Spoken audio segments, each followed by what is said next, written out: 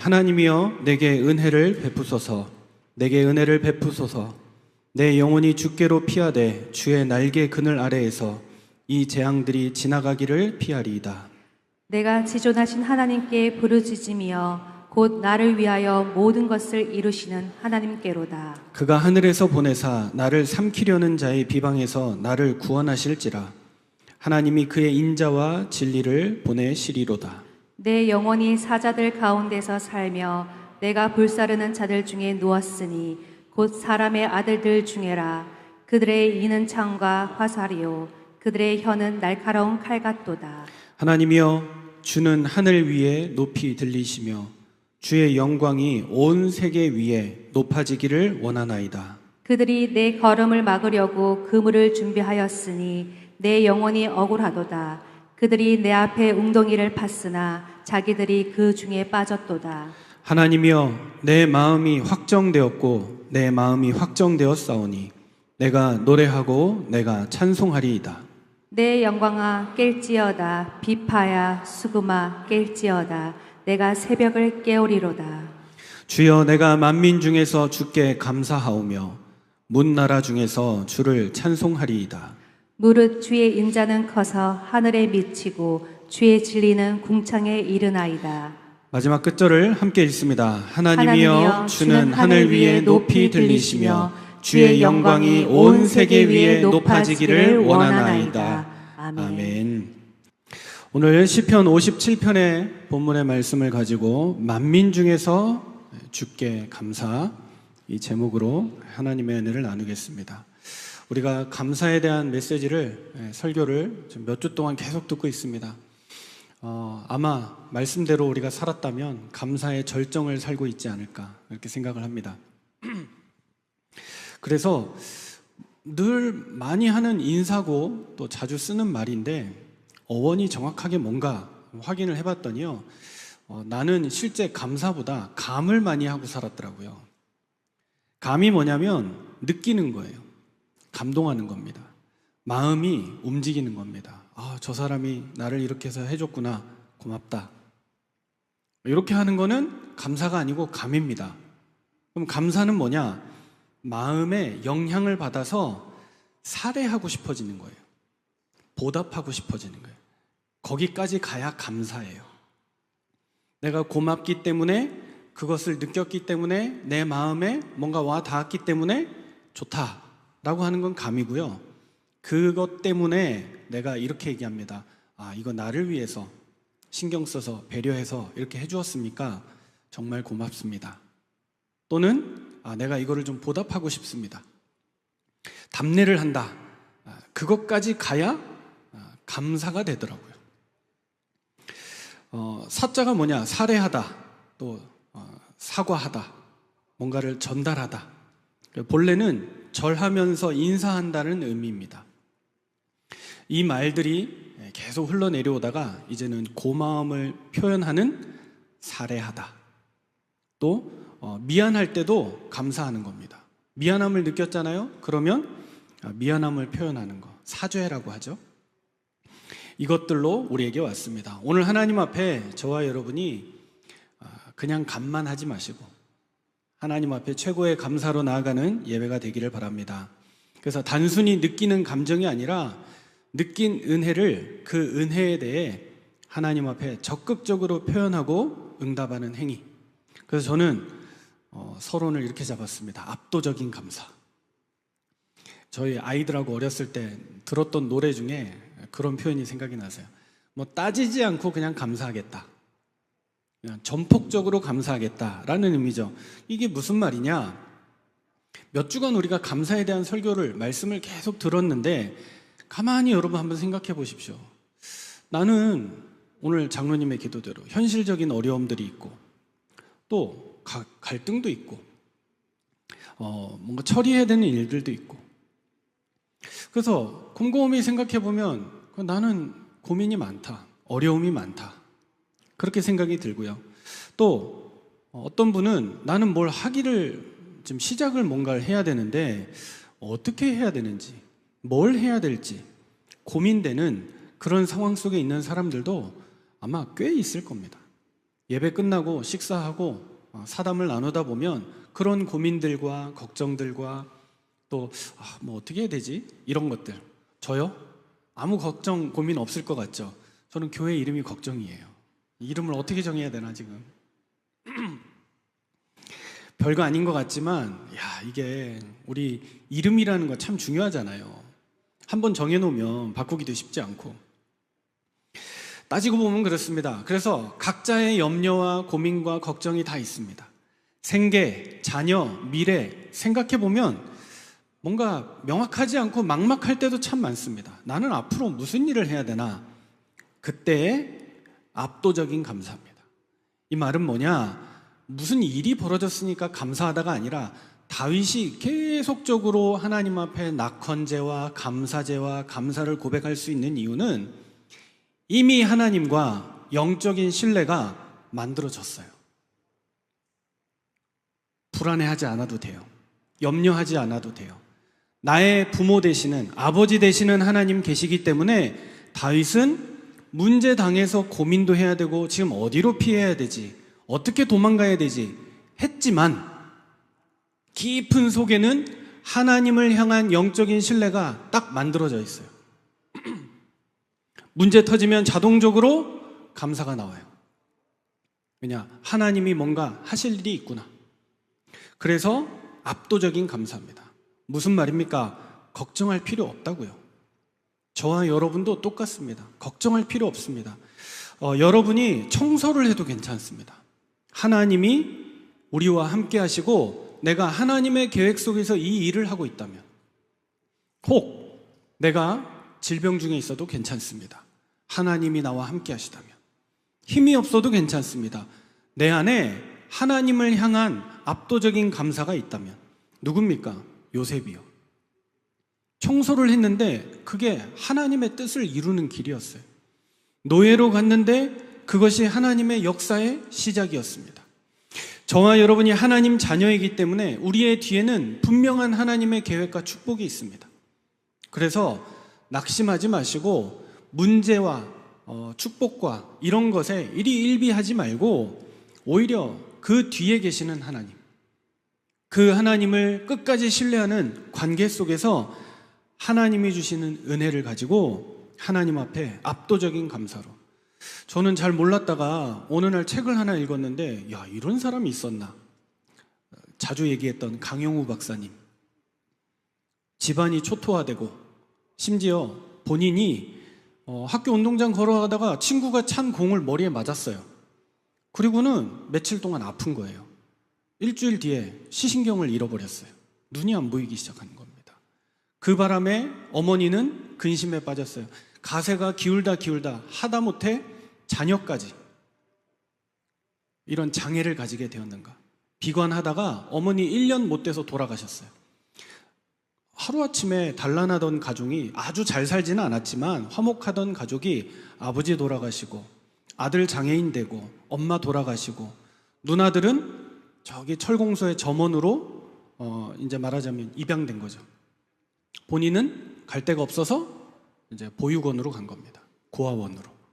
그렇게 해가지고 생활을 시작했습니다. 3년 동안 분노에 휩싸여 있었다고 합니다. 너무 고통스러워서.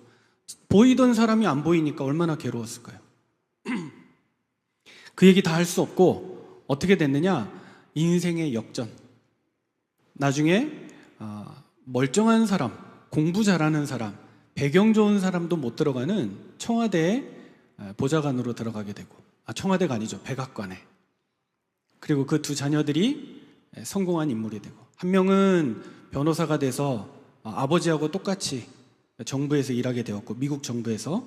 둘째 아들은 아버지 장애 고쳐주겠다고 열심히 공부해가지고 안과 의사가 되고. 이런 스토리가 진짜 가능할까? 그러니까요. 불신자들도 안 믿어요. 그래가지고 이걸 드라마로 만들었다니까요. 그 옛날에 드라마에 나와가지고 했을 만큼 가정 문제 오고 사고로 시력을 잃었는데 그게 오히려 하나님의 축복의 통로가 되었어요. 뭐라고 얘기하시느냐? 만약에 내가 그때 시력을 잃지 않았다면 나도 똑같이 철공소의 직원으로 팔려갔을 것이다. 그런데 장애로 말미암아 혼자 남게 되었고 점자 공부를 하게 되었고, 그렇게 해서 우리나라 최초로, 장애인 최초로 연세대학교에 입학하게 되고, 거기서 자기를 늘 봉사하러 도와주던 자매하고 만나서 결혼을 하게 되고, 미국으로 유학을 가게 되고, 그게 하나님이 역사하시는 길. 야, 요셉 얘기가 있는 일이구나. 그래서 학자로서 우리 후대들에게 많은 자료들을 남기고 책을 남기고 보면서 귀감이 되었습니다. 내가 연약하고 부족한 것 때문에 힘들고 어려울 수 있습니다. 그러나 진짜 하나님이 나와 함께 하신다면 그것이 축복의 통로가 되어집니다. 저와 여러분도 이 작은 것 속에서 체험함으로 하나님이 살아 역사하심을 발견하고 오늘 만민 중에서 하나님께 감사할 수 있는 그 믿음과 신앙을 붙잡고 승리하는 저와 여러분 되길 바랍니다. 어느 정도냐? 감사가 회복이 될 때까지 계속 이 말씀이 나올 것 같습니다. 저도 이거 너무 다윗 얘기 계속 나오는데 지루하지 않나, 그러고 성경을 봤는데요, 한 2년 더 남은 것 같아요. 아직 시편이 150편까지 있어가지고 열심히 봤는데도 지금 57편 보고 있습니다. 이유는 뭐냐? 더 배우라는 거예요. 다윗의 삶을 통해서 너의 모든 염려와 불신앙 다 내려놓고 하나님 앞에 진짜 믿음으로 서라. 어느 정도입니까? 이런 내용 우리가 모르고 막연하게 신앙생활 하니 거의 기도 응답이 없죠. 자꾸 우리가 원하는 것만 달라고 하니까 생기기도 하지만 안 생기니까 거기에 대한 불평이 많죠. 그러다 보니 예배에 대한 감격이 없고요. 그러면서 삶에서는 감정과 오해가 자꾸 쌓입니다. 감사를 잃어버리니까. 감정에 젖어 싸우게 되고 갈등에 빠져서 참된 것은 보지 못하고 연약함 가운데 속는 것이죠. 우리가 성경 속에서 보고 있는 인물 사울 왕이 그랬습니다. 사울이 왜 악신 들렸느냐? 그냥 귀신이 역사한 게 아니고요. 일순간의 사건, 다윗이 골리앗을 딱 쓰러뜨린 그 순간 이후에 뭔가 분위기가 다윗에게로 확 쏠렸어요. 잠시 지나가는 인기였어요. 근데 사울 왕은 이게 전부로 보였어요. 다윗이 그래 큰일 했지, 칭찬받아 마땅하지, 온 국민이 다윗을 사랑할 만해 라고 지나가고, 나도 내가 있는 자리에서 하나님의 은혜 가지고 열심히 왕으로서 맡겨진 일에 충실하면 되지, 이렇게 하면 얼마나 간단합니까? 원투펀치가 될 건데 다윗이 인기의 절정에 올라간 걸 사울이 보고 견디지를 못하는 거예요. 주변 인물들이 순식간에 다윗에게 쏠려버리니까 사울이 고민했다가 나중에는 정신이 나가버렸어요. 그래서 어느 정도냐? 다윗을 쳐다보기만 하고 다윗 얘기만 들어도 악이 튀어나올 정도로, 이빨이 막 흔들흔들 거릴 정도로 분노에 휩싸여서 다윗만 죽이려고 작정을 하고 덤빈 거죠. 다윗은 어땠습니까? 큰 죽음의 위기와 고통이 와도 다윗은 좀처럼 넘어지지 않았습니다. 지금 우리가 보고 있는 말씀이죠. 사울은 그냥 넘어져 버렸어요. 그냥 속아버렸어요. 감사를 그냥 상실해버렸어요. 다윗, 아무리 지가 열심히 하고 이래도 지금 왕은 나야. 하나님이 초대 왕으로 나를 세우셨어. 아니, 다윗이 진짜 하나님의 마음에 합한 자였다면 첫 번째 왕으로 세우시지, 굳이 왜 나를 첫 번째 왕으로 세우셨을까? 조금만 생각해봐도, 객관적으로 조금만 판단해봐도 얼마든지 지혜롭고 은혜로운 생각들을 할 수 있는데 안 보이는 거예요. 그러니 그냥 스스로 넘어져 버렸죠. 다윗이 당한 고통과 사울이 당한 고통은 달랐습니다. 다윗은 왜 고통당했습니까? 다윗은 사울을 보호하기 위해서 고통당한 겁니다. 안 해도 되는데 다윗은 기꺼이 그것을 감수하고. 첫 번째입니다. 오늘 다윗의 현실과 확신을 우리가 봐야 되겠습니다. 다윗의 현실은 어떻습니까? 차세대 왕으로 다윗이 기름 부음 받은 게 맞습니다. 그런데 지금 다윗은 도망자 신세입니다. 나 하나님 믿는 거 맞습니다. 그런데 감사가 없습니다. 그냥 육신적인 것밖에 없습니다. 하나님의 은혜와 깊은 하나님의 능력은 잘 모르겠습니다. 그냥 열심히 주어진 대로 사는 거죠. 다윗도 마찬가지였습니다.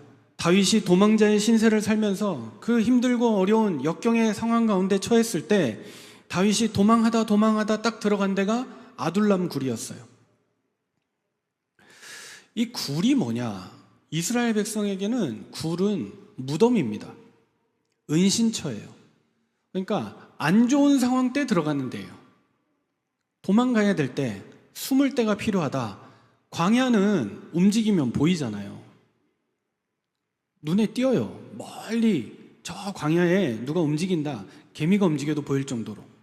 그런데 숨을 수 없으니 다윗이 숨은 데가 굴이었단 말이에요. 근데 이 굴이 곧 뭐예요? 곧 무덤이에요. 죽음하고 한층 더 다윗이 가까워졌어요. 여기서 죽을지도 모릅니다.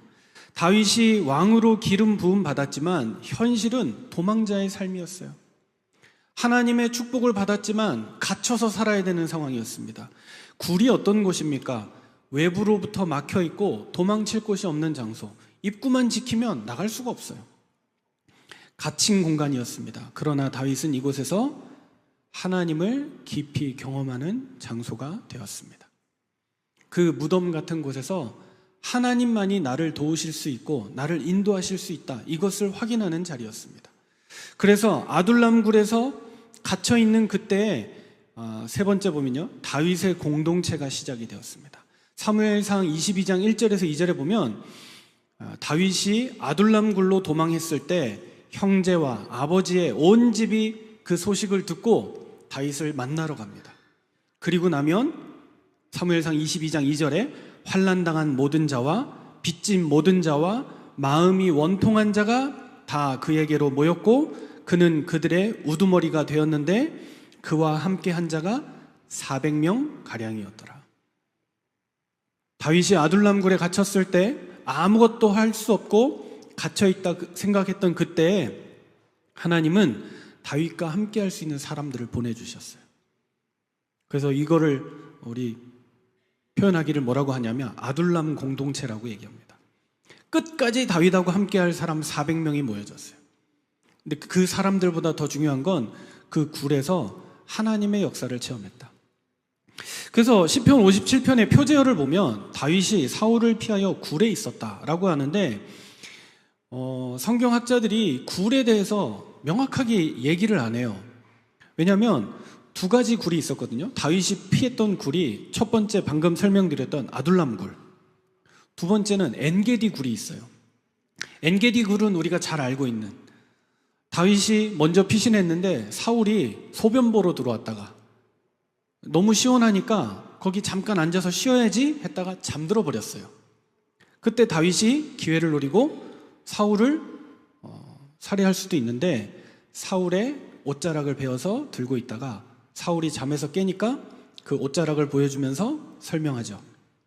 내가 도망자고 당신이 나를 추격하러 왔고 내가 기회가 찾아와서 당신을 죽이고 왕이 될 수 있지만 나는 왕을 해하려는 마음이 없습니다. 하나님이 기름 부어 세운 왕을 내가 손댈 수 없습니다. 라고 신앙 고백을 합니다. 그때 사울이 감동받아가지고요. 뭐라고 부르는지 아십니까? 아시죠? 내 아들아. 다윗아 안 하고 정신이 또 돌아와가지고 은혜 받으니까 내 아들아. 그러면서 야, 내가 너를 학대하였지만 너는 나를 선대하는구나. 네가 다음 왕이 될 게 확실하다. 맞다. 은혜 받아요. 그래놓고 또 정신 돌면 또 다윗 어디 갔냐면서 다윗 데려오라고, 이거 죽이겠다고. 그러고 가다가 또 다윗이 이렇게 믿음을 보여주고 용기를 보여주면 또 내 아들아 했다가 왔다 갔다 하는 거예요.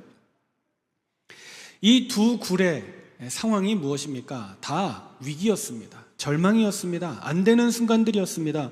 그런데 다윗은 그곳에서 하나님의 역사와 은혜를 체험했습니다. 오늘 예배하러 온 저와 여러분도 마찬가지입니다. 뭔가 인생에서 막히고 인간관계에서 답답하고 경제적인 어려움, 관계의 단절, 혹은 스스로 그냥 혼자 영적인 힘이 빠지는 침체 가운데 있을 수 있습니다. 하나님은 그 갇힌 자리에서 오히려 우리를 훈련시키시고 우리에게 사명을 새롭게 시작하시는 줄로 믿고 승리하는 저와 여러분 되길 바랍니다. 그래서 내가 있는 곳에서 믿음의 눈을 열어야 합니다. 다윗은 이 굴이라는 공간, 무덤과 같았던 이 공간이 하나님을 바라보는 피난처로 삼음으로써 갇혀있던 그 상황이 믿음의 훈련소로, 우리가 지금 얘기로 들으니까 굴이죠. 얼마나 칠흑 같은 어둠이 캄캄해서 내 손도 안 보일 정도의 상황. 우리가 무슨 문제 만나면 그런 상황이 있잖아요. 어지간하면 아유 어떡하지 이러는데 진짜 문제를 만나보세요. 악소리도 안 나와요. 어안이 벙벙하다니까. 이게 지금 무슨 상황이야? 뭐 나 죽는 건가? 나한테 지금 문제가 왔나?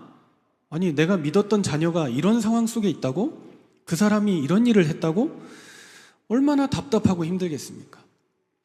그 상황 속에서 오히려 그 현실 속에서 하나님이 우리를 낮추시고 그러면서 새로운 사명을 주셔서 우리와 함께 하신다는 사실을 믿음으로 고백하고 승리하는 저와 여러분 되길 바랍니다.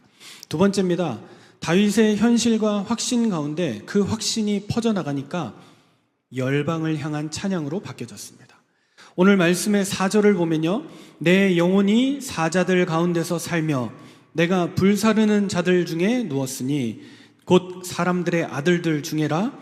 그들의 이는 창과 화살이요 그들의 혀는 날카로운 칼 같도다. 상상하면서 한번 이 구절들을 보십시오. 이빨이 창과 화살입니다. 한번 박히면 안 빠져나오고 계속 파고드는 그런 상황입니다. 사자와 같이 있다? 사자들 가운데 있다? 어느 정도죠? 저희 부모님이 중국에 계시는데 동물원이 있는데, 중국은 그 동물원에 가면 유리로 해놓고 밖에서 보는 게 아니라 동물 우리 위에다가 다리를 만들어 가지고요 위에서 이렇게 봐요. 뭐라 그럽니까? 그 정글집처럼 동물들을 밑에다가 풀숲에다 넣어놓고요, 사자 같은 걸 넣어놓고 위에서 이렇게 다리를 막 연결해 가지고 위에 걸어다니면서 이제 동물들 보는 거예요. 그 중에 특이한 게 뭐냐, 다리에 보면 케이지들이 하나씩 있어요. 우리가 있는데 거기에 닭, 토끼 이런 거 들어있거든요. 그걸 돈 주고 사가지고 그 우리 안에다 던져주는 거예요. 사자가 막 그거 뜯어먹는 거 이제 구경하는 거죠. 신기한 게 우리는 돈 내고 토끼를 사가지고, 제가 하진 않았습니다. 상상하는 겁니다. 돈을 내고 뭐 10,000원 냈어요. 토끼 한 마리 줍니다. 던졌어요. 그럼 막 토끼가 도망가고 사자가 탁 이렇게 슬금슬금 가서 사냥을 해야 되잖아요. 맞죠? 닭을 던지면 닭이 막 푸덕푸덕거리면서 날아다니고 사자는 그거 잡으려고 이리 뛰고 저리 뛰고 해야 되잖아요. 안 그래요. 어느 정도냐? 토끼 던지면 그대로 있어요. 뭐예요? 완전 쫄은 거예요. 그 맹수들의 냄새에 오금이 저려서 움직이지를 못해요. 사자 굴에 우리가 사자 한가운데 있다. 뭐 얘는 주둥이를 내려치고 얘는 어퍼컷 날리고 튀어야지. 말도 안 되는 얘기입니다. 움직일 수가 없어요. 내가 지금 굴에 안에 들어있는데 사울이 앞에 왔다. 내가 이 상황을 어떻게 타개할까? 지혜를 생각하고 기도 3번 하고 한다? 불가능하다니까요. 당장 지금 날 죽이려는 사람이 내 앞에 와 있는데 그런 정신이 들겠습니까? 그 토끼 튀면 되잖아요. 땅굴 파고 들어가면 못 찾을 거 아니에요. 아니에요. 가만히 있대요. 던져주면 움직이지를 못해요. 완전히 긴장한 상태가 돼서. 다윗이 지금 그 현실 가운데 있는데 다윗이 뭐 하느냐? 찬양한다. 불가능한 상황이죠. 그런데 다윗이 고백합니다. 4절과 6절에 6절 보십시오. 그들이 내 걸음을 막으려고 그물을 준비하였으니 내 영혼이 억울하도다. 그들이 내 앞에 웅덩이를 팠으나 자기들이 그 중에 빠졌도다.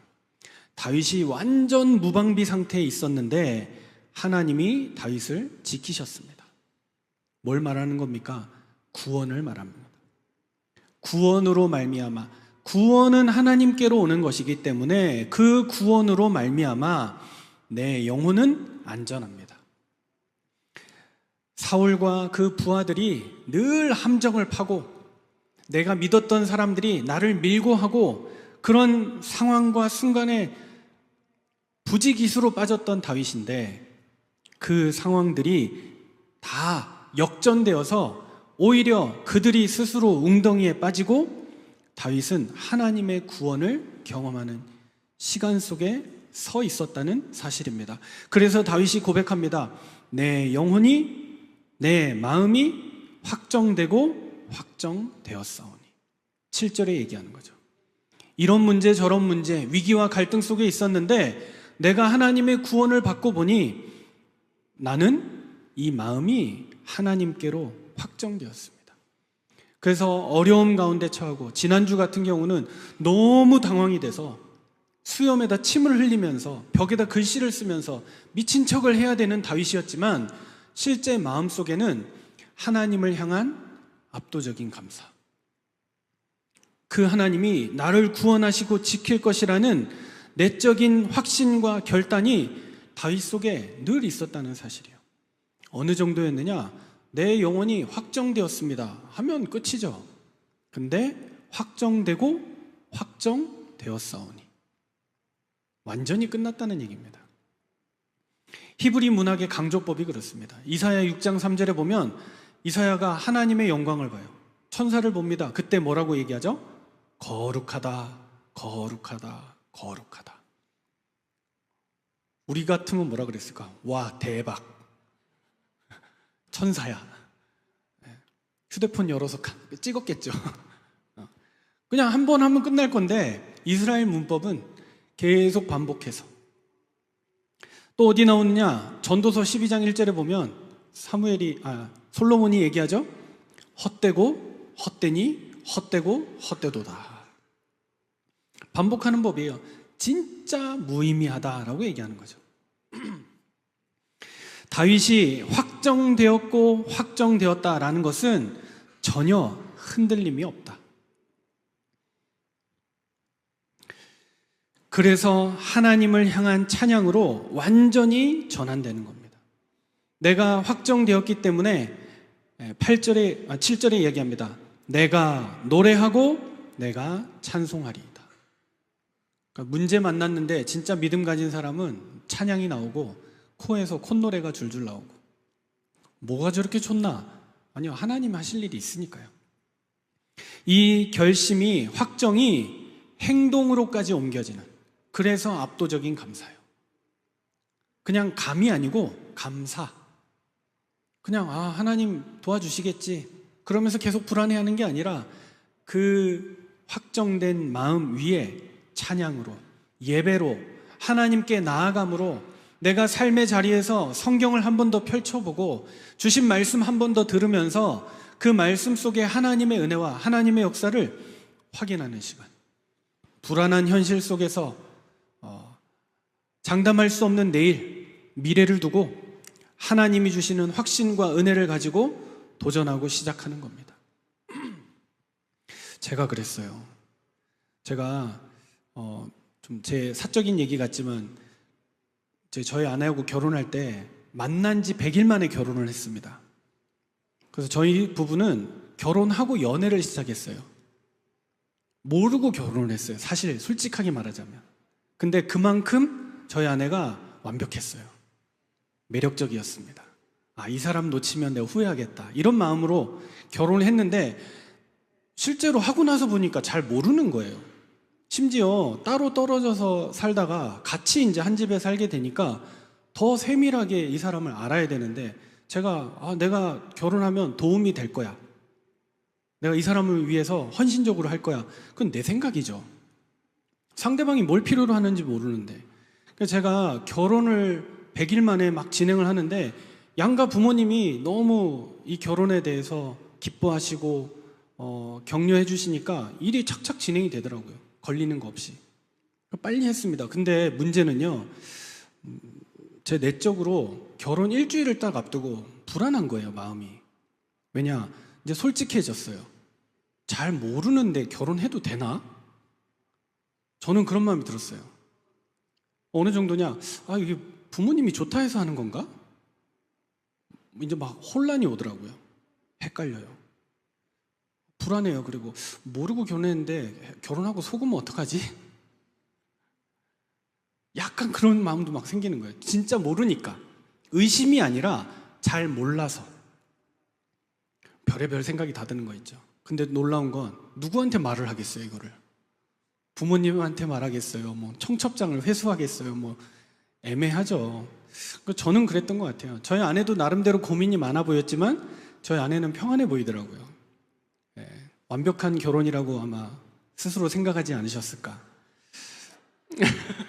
네, 네. 그래가지고 막 고민을 하는데요. 하루는 이제 일주일 정도 앞둔 시간을 두고 기도를 하는데 딱 뭐가 주시느냐? 하나님이 뭐가 문제냐? 하나님 걱정되는데요. 내가 이 사람 잘 모르겠는데요.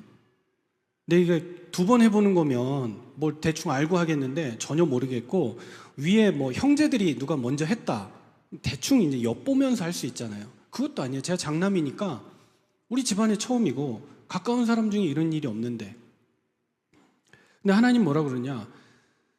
상대방이 중요한 게 아니라 네가 예배 때 하나님 앞에 믿음으로 결단하고 네라고 대답하고 확신하고 끝나는 건데 그게 뭐가 문제냐? 가만히 생각을 해봤어요. 그렇지. 내가 하나님 앞에서 서원하고 결단하는 거지 상대방이 이렇고 저렇고 어떤 상황에 뭐 더 좋은 조건? 더 좋은 배경? 뭐 그런 상황이기 때문에 내가 더 크게 아멘하고 내가 원하는 조건과 상황이 아니니까 그냥 확신 없이 네라고 대답하고 이건 아니지 않나? 무슨 마음이 드느냐? 혹시 네가 결혼해서 사는데 네가 상상하지 못하는 상황과 어려움과 문제와 서로 안 맞는 부분과 갈등이 벌어지더라도 네가 거기에 대해서 변하지 않으면 아무것도 문제될 거 없다. 그러니까 하나님이 제 마음에 확신을 주시는 거예요. 저는 일주일 만에 답을 얻었어요. 마음이 편안해지더라고요. 맞아. 상대방에게 기대려고 하는 게 아니고 내가 내 확신 가지고 서는 거야. 내가 가장으로서 남편으로서 이 아내를 책임지고 돕겠다. 조금 죄송한 표현이지만 혹시 사고가 나서 불구가 될 수도 있어요. 안 좋은 일, 내가 전혀 상상하지 못하는 일들이 벌어질 수도 있어요. 그럼에도 불구하고 나는 남편으로서의 의무를 다 하겠다라고 마음에 확신이 찾아오니까 염려가 사라지더라고요. 괜찮다. 그런 말 안 떠올려도 되겠지만 내가 예상하지 못하는 일들이 벌어져도 문제 없다. 비교적 가볍고 기쁜 마음으로 결혼식장에 들어갔습니다. 아무것도 문제되는 게 없었습니다. 내가 하나님 앞에 신실하게 내가 하나님 앞에 약속한 대로 하나님이 내게 주신 그 언약대로 나는 살겠습니다. 그러니까 결혼이라는 건 뭐예요? 상대방을 바라보는 게 아니고 조건과 환경을 바라보는 게 아니라 하나님과 나 자신, 그 관계 속에서 시작되는 겁니다. 그 결심이 행동으로 옮겨지는 것이죠. 외부 환경이 불안했습니다. 어려웠습니다. 다윗이요 늘 막막했습니다. 도망자의 신세가 뭐 그렇게 대단하겠습니까? 그런데 마음만큼은 흔들림 없이 하나님께 붙들려 있었습니다. 그래서 다윗이 했던 고백입니다. 8절에 새벽을 깨우리로다. 내 영광아 깰지어다. 비파야 수금아 깰지어다. 내가 새벽을 깨우리로다. 새벽을 기다리로다 이러면 될 건데 그 새벽을 깨우리로다. 우리는 보통 어떻습니까? 새벽이 나를 깨우죠. 자다가 새벽이 나를 깨웁니다. 그런데 다윗은 내가 새벽을 깨우겠다. 아침에 일찍 일어나서 하나님 앞에 기도하고 찬양하겠다. 우리가 이 중심을 가진다면 문제될 거 없어요. 문제와 어려움이 찾아왔다. 나는 기도의 사람으로 새벽에 일어나서 하나님을 찾고 하나님의 은혜를 구하겠습니다. 내가 힘이 빠지고 뭔가 영적인 무기력에 빠졌습니다. 하나님, 오늘 나 결단합니다. 내일부터 새벽을 깨우겠습니다. 아침 첫 시간에 일어나서 어두움을 깨트리고 하나님이 주시는 빛을 가지고 살겠습니다. 하루하루를 하나님을 찾고 찬양하는 것으로 열어가겠습니다. 이 고백으로 저와 여러분이 세워지는 것입니다. 이 축복이 열방을 향한 찬양으로, 살아서 지금도 우리와 함께 하시고 역사하시는 하나님을 바라보는 믿음으로 바뀌어지는 것입니다. 세 번째, 다윗의 간증입니다. 그래서 9절에 얘기합니다. 주여, 내가 만민 중에서 주께 감사하오며. 무슨 말입니까? 사실적으로 보면 다윗은 지금 감사를 고백할 형편이 아니죠. 그런데 다윗은 이미 확신을 붙잡았습니다. 지금 내가 당하는 어려움은 다 간증거리다. 지금 내가 하는 이 고생은 다 축복의 발판이다. 시간 지나면 우리 후대들이, 또 많은 믿음의 사람들이 이것을 보면서 위로받고 은혜받고 하나님께로 나아가는 계기가 될 것이다. 그래서 이것이 시편으로 우리에게 남아 있습니다. 다윗은 또 그 가운데서 10절에 얘기합니다. 주의 인자는 커서 하늘에 미치고 주의 진리는 궁창에 이른다. 다윗이 진짜 하나님의 역사를 경험하니 내 앞에 갇혀있는 이 굴이 아니라 어마어마한 영적인 세계. 그래서 주의 인자는 하늘에까지 미치고 주의 진리는 저 깊은 바다에까지. 하나님을 경험한 신비와 은혜가 다윗의 속에서 샘솟아 나는 거죠. 그리고 다윗이 고백합니다. 하나님이여, 주는 하늘 위에 높이 들리시며 주의 영광이 온 세계 위에 높아지기를 원하나이다. 모든 세상이 알고 모든 영혼이 깨달아야 하는 진리입니다. 예수 믿는 사람만 받는 것이 아니라 모든 사람, 하늘 위에 높이 들린 주님의 이름, 그리고 주의 영광이 온 세계에, 저와 여러분의 삶을 통하여서, 우리의 감사와 간증을 통하여서 하나님의 영광이 크게 드러나는 은혜와 축복의 날 되어질 줄로 믿습니다. 말씀의 결론입니다. 그래서 저와 여러분은 감사의 새벽을 시작해야겠습니다. 다윗은 절망의 굴에서 감사의 새벽을 열었습니다. 그 캄캄함 가운데서 빛이 되시는 하나님을 찾았습니다. 어두움 가운데 있는 현실이었지만 곧 해가 뜨고 이 굴에도 빛이 들어오게 될 것이라는 사실을 붙잡고 기다렸습니다. 현실은 막혔습니다. 그러나 믿음의 확신은 굳게 섰습니다. 찬양하겠다는 열방을 향한 찬양은 마음 가운데 깊이 세워졌습니다. 그래, 내 삶을 통해서 내가 이 복음을 증거하고 전도하는 하나님의 사람으로, 내가 누구 만나면 예수를 간증하는 사람으로, 하나님의 은혜를 선포하는 사람으로 하나님의 영광을 드러내겠다. 그 믿음의 고백으로 저와 여러분이 오늘 서는 것입니다. 인생의 굴 같은 현실 속에서 갇혀있는 그 상황 속에서 감사의 확신을 붙잡고 찬양으로 새벽을 깨우고 간증으로 하나님의 영광을 선포하는 우리 모든 하나님의 백성들 되어지기를 주의 이름으로 축복합니다. 기도하겠습니다. 사랑의 하나님, 오늘 다윗의 고백을 통하여 만민 중에 주께 감사하는 우리 자신이 되게 하심을 감사합니다. 현실은 막히고 답답하지만 지금 우리가 있는 이 자리가 무덤이 되지 않게 하시고 믿음의 훈련소가 되게 하여 주옵소서. 우리의 마음을 확정하게 하시고 찬양으로 어두움을 깨우며 감사로 하나님의 영광을 증거하는 축복의 삶으로 인도하여 주옵소서. 그리스도 되신 예수님의 이름으로 기도하옵나이다. 아멘. 하나님, 은혜를 감사합니다. 우리의 생명과 시간과 물질이 다 주님께로 왔음을 고백하며 만민 중에 주께 감사하는 중심과 확정을 가지고 하나님 앞에 헌금을 드립니다. 다윗이 만민 중에서 하나님께 감사를 고백했던 것처럼 우리의 삶과 드린 헌금이 감사와 찬양의 향기로운 예물이 되게 하여 주옵소서. 드린 손길과 가정 위에 하나님의 계획과 축복이 풍성하게 임하게 하시고 하나님의 영광을 온 땅에 증거하는 축복의 삶이 되어지도록 주님 인도하여 주옵소서. 드려진 헌금이 복음을 위해 주의 나라를 세워가는 일에 아름답게 쓰일 수 있도록 축복하여 주옵소서. 주 예수 그리스도의 은혜와 하나님의 사랑과 성령의 교통하심이 만민 중에서 주께 감사의 언약을 가지고 현장으로 나아가는 모든 하나님의 사람들 머리 위에 이제와 영원토록 함께 있을지어다. 아멘.